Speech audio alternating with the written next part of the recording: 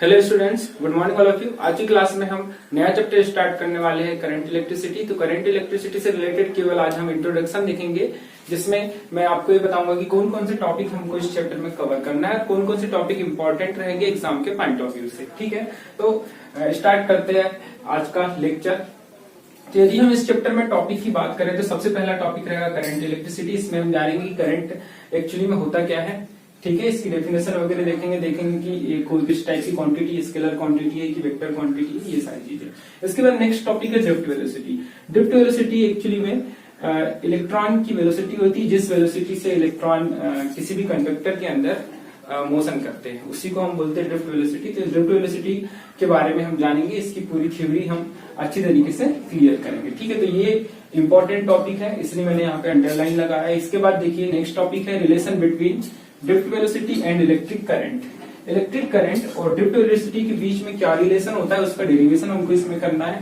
ठीक है, ये टॉपिक भी एग्जाम के पॉइंट ऑफ व्यू से इंपॉर्टेंट है। ठीक है, नेक्स्ट टॉपिक है ओम्स लॉ। ओम्स लॉ आपने 10th क्लास में भी पढ़े होंगे। ठीक है, यहाँ पर हम ओम्स लॉ का यूज ओम्स लॉ पढ़ेंगे on the basis of drift velocity. Drift velocity के बेसिस पे हम ओम्स लॉ पढ़ने वाले हैं। फार्मूला वही रहेगा, लेकिन थोड़ा सा हम यहाँ पे नया कंसेप्ट जोड़ देंगे ड्रिफ्ट वेलोसिटी का। ठीक है, आ रही बात समझ में। नेक्स्ट टॉपिक है हमारे पास इलेक्ट्रिक रेसिस्टेंस। इलेक्ट्रिक रेसिस्टेंस आपने पहले भी पढ़े होंगे, इलेक्ट्रिक रेसिस्टेंस क्या होता है। ठीक है, रेसिस्टेंस के बारे में 10th क्लास में पढ़े होंगे कि किसी भी कंडक्टर की अपनी एक प्रॉपर्टी होती है, जिस प्रॉपर्टी के कारण कोई भी कंडक्टर खुद में से जो इलेक्ट्रिक करंट फ्लो होता है उसका अपोज करता है, इसी को हम बोलते हैं रेसिस्टेंस। ठीक है, इलेक्ट्रिक रेसिस्टेंस के बारे में जानेंगे। नेक्स्ट टॉपिक है वीआई कैरेक्टरिस्टिक्स। वीआई कैरेक्टरिस्टिक्स देखेंगे हम ओम्स लॉ का। अलग अलग जो कंडक्टर होते हैं उनके लिए यदि ओम्स लॉ कंडक्टर फॉलो कर रहा है तब वीआई ग्राफ उसका कैसा बनेगा, यदि कंडक्टर ओम्स लॉ फॉलो नहीं कर रहा है तब वीआई ग्राफ उसका कैसे बनेगा। यहाँ पे वीआई का मतलब है वोल्टेज एंड करंट। ठीक है, वोल्टेज एंड करंट के बीच में ग्राफ प्लॉट करेंगे और ये देखेंगे कि यदि कंडक्टर ओम्स लॉ फॉलो करता है तो ग्राफ कैसा बनेगा, और यदि फॉलो नहीं करता ओम्स लॉ तो ग्राफ कैसा बनेगा। ठीक है, नेक्स्ट टॉपिक देखिए electric resistivity and conductivity. Electric resistivity and conductivity next topic रहेगा। इसमें हम रेसिस्टिविटी के बारे में जानेंगे, रेसिस्टिविटी क्या होती है किसी भी कंडक्टर की और उसकी कंडक्टिविटी क्या होती है। नेक्स्ट टॉपिक है इलेक्ट्रिक एनर्जी एंड पावर। इसमें हम इलेक्ट्रिक एनर्जी और कितनी पावर होती है, इसका फार्मूला क्या होता है, इलेक्ट्रिकल एनर्जी होती क्या है, ये सारी चीजें समझाएंगे। ठीक है, नेक्स्ट टॉपिक है कार्बन रेसिस्टर। कार्बन रेसिस्टर क्या होते हैं, कैसे इसको बनाया जाता है और इसकी वैल्यू हम कैसे फाइंड आउट करते हैं कि किसी भी कार्बन रेसिस्टर में कलर कोडिंग की जाती है। कलर कोडिंग को हम देखकर हम कैलकुलेशन कर सकते हैं कि उसका कितना रेसिस्टेंस है। ठीक है, तो colour coding of carbon resistor, तो ये टॉपिक उतना इंपॉर्टेंट नहीं है एग्जाम के पॉइंट ऑफ व्यू से, इसलिए मैंने इसमें आप पे अंडरलाइन नहीं लगाया। ठीक है, नेक्स्ट टॉपिक है कॉम्बिनेशन ऑफ रेसिस्टर। तो कॉम्बिनेशन ऑफ रेसिस्टर आपने 10th क्लास में भी पढ़े होंगे। सीरीज कॉम्बिनेशन, पैरेलल कॉम्बिनेशन, दो टाइप के कॉम्बिनेशन होते हैं। एक और कॉम्बिनेशन होता है मिक्स कॉम्बिनेशन, जिसमें हम सीरीज और पैरेलल दोनों में रेसिस्टर को कनेक्ट करते हैं। ठीक है, तो कॉम्बिनेशन ऑफ रेसिस्टर ये भी इंपॉर्टेंट टॉपिक है। इसमें हमको दो मतलब कॉम्बिनेशन पढ़ना है, series combination and parallel combination. Next है effect of temperature on resistance and resistivity. Resistivity और रेसिस्टेंस पर टेम्परेचर का क्या इफेक्ट पड़ता है। यदि हम टेम्परेचर इंक्रीज करते हैं तो रेसिस्टिविटी में क्या इफेक्ट पड़ेगा, रेसिस्टेंस में क्या इफेक्ट पड़ेगा। ये डिपेंड करता है कि जो हम मटेरियल यूज कर रहे हैं वो कंडक्टर है या सेमीकंडक्टर है या इंसुलेटर है। ठीक है, तो अलग अलग मटेरियल में अलग अलग इफेक्ट होता है टेम्परेचर का। ठीक है, कभी टेम्परेचर को बढ़ाने से रेसिस्टेंस इंक्रीज होता है तो कभी डिक्रीज होता है। वो मटेरियल की प्रॉपर्टी पे डिपेंड करता है कि मटेरियल कंडक्टर है कि सेमीकंडक्टर है। ये हम जब इस टॉपिक को पढ़ेंगे तब आपको अच्छे से क्लियर होगा। ठीक है, नेक्स्ट टॉपिक है सेल। सेल के बारे में हमको पढ़ना है। सेल सभी ने देखे होंगे। ठीक है, सेल के बारे में हमको जानना है कि सेल होती क्या एक्चुअली में। और नेक्स्ट टॉपिक इसके बाद internal resistance of a cell. Cell का इंटरनल रेसिस्टेंस क्या होता है। हर सेल का अपना एक इंटरनल रेसिस्टेंस होता है, जिसके कारण कोई भी सेल खुद में से इलेक्ट्रिक करंट जो उसमें से फ्लो हो रहा है उसका अपोज करती है। ठीक है, उसी को हम बोलते हैं इंटरनल रेसिस्टेंस। तो इंटरनल रेसिस्टेंस का डेरिवेशन वगैरह हम इसमें करेंगे। ठीक है, नेक्स्ट है potential difference and EMF of a cell. तो ये छोटे छोटे टॉपिक है, internal resistance of a cell, potential differentiate EMF of a cell, ये सारे छोटे टॉपिक है। ठीक है, यहाँ पर हमको सेल का पोटेंशियल डिफरेंस क्या होता है, कैसे डिफाइन करते हैं, क्या डिफरेंस होता है ईएमएफ ऑफ सेल और पोटेंशियल डिफरेंस के बीच में, ये सारी चीजें जानेंगे। नेक्स्ट है combination of a cell. Cell का कॉम्बिनेशन किस टाइप से किया जा सकता है, तो सेल का कॉम्बिनेशन भी हम 3 टाइप से कर सकते हैं। जैसे रेसिस्टेंस का कॉम्बिनेशन करते थे, series combination, parallel combination, mixed combination. तो यहाँ पर हमको 2 कॉम्बिनेशन पढ़ना है, series combination of a cell and parallel combination of a cell. ठीक है, नेक्स्ट टॉपिक है किरचॉफ्स लॉ। तो किरचॉफ्स लॉ एग्जाम के पॉइंट ऑफ व्यू से बहुत ज्यादा इंपॉर्टेंट है। ठीक है, एंड इट्स एप्लीकेशन। तो किरचॉफ्स ने 2 लॉ दिए थे, KVL and KCL, Kirchhoff voltage law, Kirchhoff current law, दोनों के बारे में हमको जानना है अच्छी तरीके से और उस पर बेस्ड न्यूमेरिकल भी सॉल्व करना है। ठीक है, नेक्स्ट है हमारे पास टॉपिक व्हीटस्टोन ब्रिज। तो व्हीटस्टोन ब्रिज एक प्रकार का डिवाइस होता है जिसका काम होता है नॉन रेसिस्टेंस की वैल्यू फाइंड आउट करना। यदि हमारे पास किसी रेसिस्टेंस की वैल्यू हमको यदि फाइंड आउट करना है और हम व्हीटस्टोन ब्रिज हमारे पास अवेलेबल है, तो हम व्हीटस्टोन ब्रिज का यूज करके उस अननोन रेसिस्टेंस की वैल्यू फाइंड आउट कर सकते हैं। ठीक है, तो इसका भी हमें डेरिवेशन करना है, ये भी बहुत इंपॉर्टेंट है एग्जाम के पॉइंट ऑफ व्यू से। नेक्स्ट है हमारे पास मीटर ब्रिज। मीटर ब्रिज भी बहुत ज्यादा इंपॉर्टेंट है एग्जाम के पॉइंट ऑफ व्यू से। मीटर ब्रिज भी एक प्रकार का डिवाइस होता है जिससे हम अननोन रेसिस्टेंस की वैल्यू फाइंड आउट करते हैं, जो किस पर बेस्ड होता है, व्हीटस्टोन ब्रिज पर बेस्ड होता है। व्हीटस्टोन ब्रिज का जो प्रिंसिपल होता है वही प्रिंसिपल यहाँ पर मीटर ब्रिज में भी काम करता है। ठीक है, नेक्स्ट है पोटेंशियोमीटर।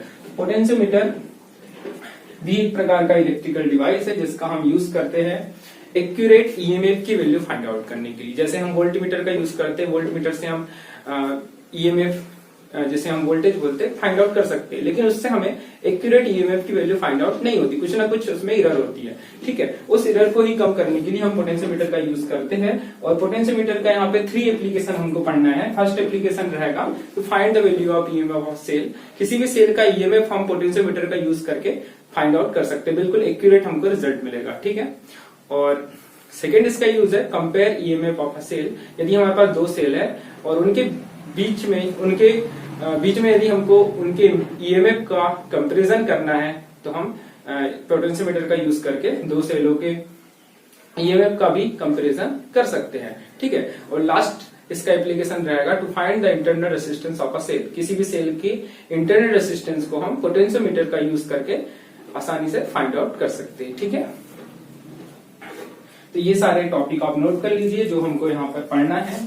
ठीक है, तो आज सिर्फ हम करंट इलेक्ट्रिसिटी के बारे में आपको बताएंगे कि करंट इलेक्ट्रिसिटी होती क्या है, इसकी बेसिक बातें जानेंगे। ठीक है, और नेक्स्ट क्लास में हम स्टार्ट करेंगे ड्रिफ्ट वेलोसिटी, क्योंकि ड्रिफ्ट वेलोसिटी काफी बड़ा टॉपिक है और बहुत इंपॉर्टेंट है, क्योंकि इस पर बेस हमको आगे रिलेशन पढ़ना है ड्रिफ्ट वेलोसिटी और करंट के बीच में। फिर ओम्स लॉ पढ़ना है, ओम्स लॉ भी ड्रिफ्ट वेलोसिटी के कॉन्सेप्ट पर बेस्ड पढ़ना है।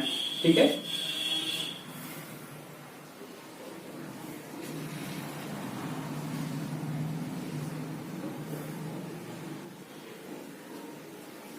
चलिए, तो आज का हमारा फर्स्ट टॉपिक स्टार्ट करते हैं हम करंट इलेक्ट्रिसिटी। करंट इलेक्ट्रिसिटी होती क्या है देखेंगे।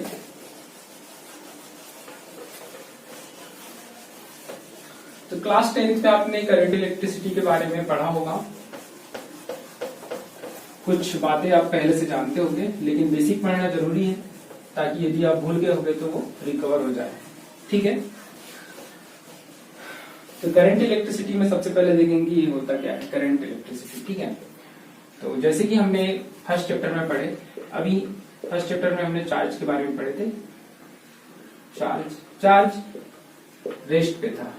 ठीक है, उस टाइम जो भी फिनोमिना हो रहे थे उन सारे फिनोमिना को हमने फर्स्ट चैप्टर में पढ़े। ठीक है, जिसका नाम था, यूनिट का नाम था इलेक्ट्रोस्टैटिक्स। और इलेक्ट्रोस्टैटिक्स की मैंने मीनिंग आपको बताया था कि जब भी कोई भी चार्ज रेस्ट में होता है, रेस्ट में जो भी प्रॉपर्टी चार्ज शो करता है उनको जब हम पढ़ते हैं, जिस ब्रांच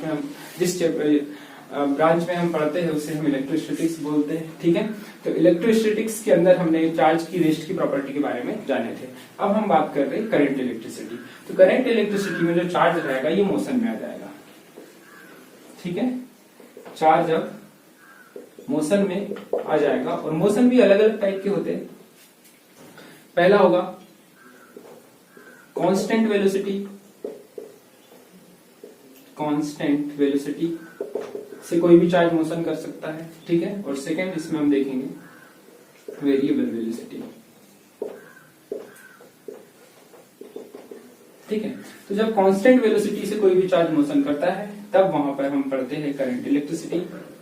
मतलब जो करंट इलेक्ट्रिसिटी है इस चैप्टर के अंदर हमको चार्ज के मोशन के बारे में पढ़ना तो है, लेकिन वो मोशन कैसा रहेगा, कांस्टेंट वेलोसिटी का रहेगा, ठीक है। आ रही बात समझ में। इसके बाद यदि वेरिएबल वेलोसिटी की बात करें तो इसको हम पढ़ते हैं इलेक्ट्रोमैग्नेटिज्म में, जो कि हमको 12th क्लास में ही पढ़ना है, ठीक है। तो करंट इलेक्ट्रिसिटी में हम चार्ज की कांस्टेंट वेलोसिटी के बारे में पढ़ेंगे कि जब चार्ज कांस्टेंट वेलोसिटी से मोशन करेगा उस टाइम उसकी क्या प्रॉपर्टी रहेगी, कौन कौन से लॉ यहाँ पर हम यूज करेंगे, ठीक है। और यदि चार्ज वेरिएबल वेलोसिटी से मोशन कर रहा है तब हम उसको इलेक्ट्रोमैग्नेटिज्म में पढ़ते हैं, क्योंकि यहाँ पर इलेक्ट्रिक फील्ड और मैग्नेटिक फील्ड दोनों के बारे में हमको पढ़ना होता है और यहाँ पे केवल इलेक्ट्रिक फील्ड के बारे में पढ़ना होता है, ठीक है। आरी बात समझ में। नोट करिए इसे।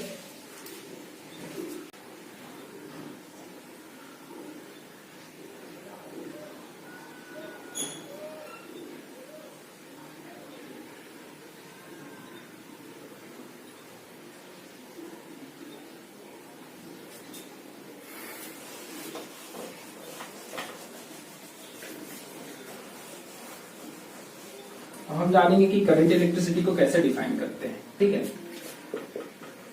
The rate of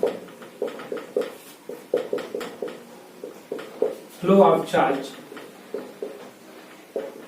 is called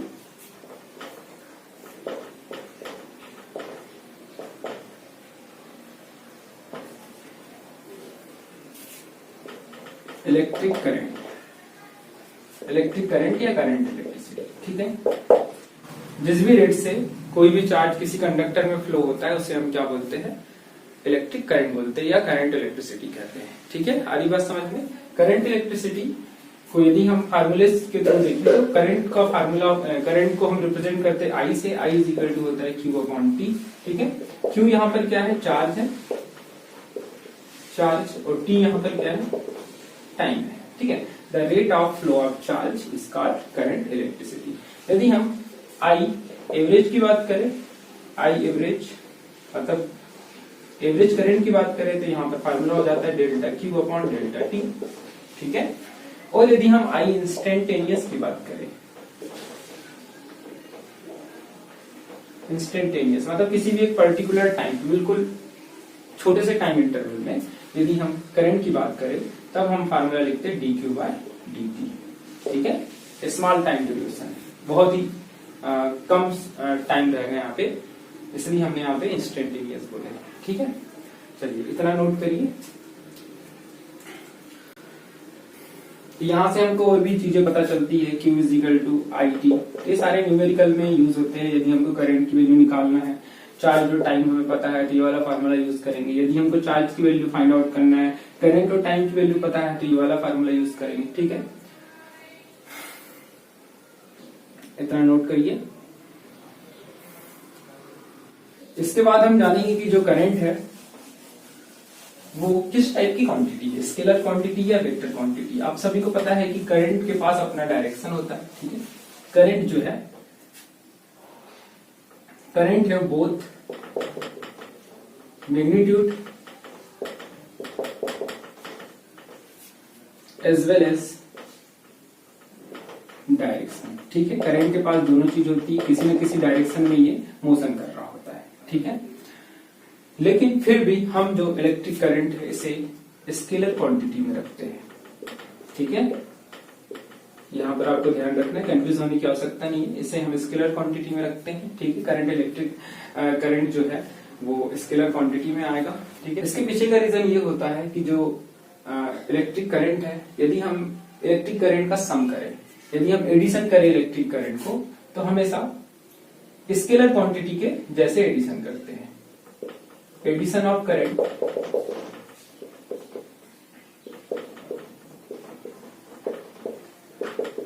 like a scalar quantity, scalar quantity को जिस तरीके से एड किया जाता था उसी तरीके से हम करंट को भी एडिशन करते हैं। इसे मैं अभी एग्जांपल के थ्रू आपको समझाऊंगा, ठीक है। इसलिए हम इसको स्केलर क्वांटिटी में रखते हैं। जैसे फॉर एग्जांपल यदि हमारे पास कोई करंट आ रहा है, यहाँ पर I1 मान लो और यहाँ पर I2 मान लो, ये दोनों मिलकर I बनते, इसकी वैल्यू है 2 एम्पियर, इसकी वैल्यू है 3 एम्पियर, ठीक है। और ये यहाँ पर आके ऐड हो रहे हैं, तो इस कंडीशन में हम I की वैल्यू क्या लिखेंगे, 3 + 2 5 एम्पियर। मतलब इसको हम स्केलर क्वांटिटी को जैसे ऐड करते हैं वैसे करंट को ऐड कर रहे हैं। यदि हम इसको वेक्टर के फॉर्म में कन्वर्ट करते तो हम यहाँ पर एंगल देखते हैं, इन दोनों के बीच में कितना एंगल बन रहा है, और उसके बाद हम यहाँ पे फार्मूला लगाते हैं वेक्टर एडिशन का, ठीक है। वेक्टर एडिशन का जो फार्मूला होता है उस फार्मूले को लगाकर हम करंट का एडिशन करते हैं। बट यहाँ पे हम जो करंट का एडिशन कर रहे हैं वो स्केलर की जैसे कर रहे हैं, इसलिए हम इसे किस में रखते हैं, स्केलर क्वांटिटी में रखते हैं। आ रही बात समझ में, ठीक है।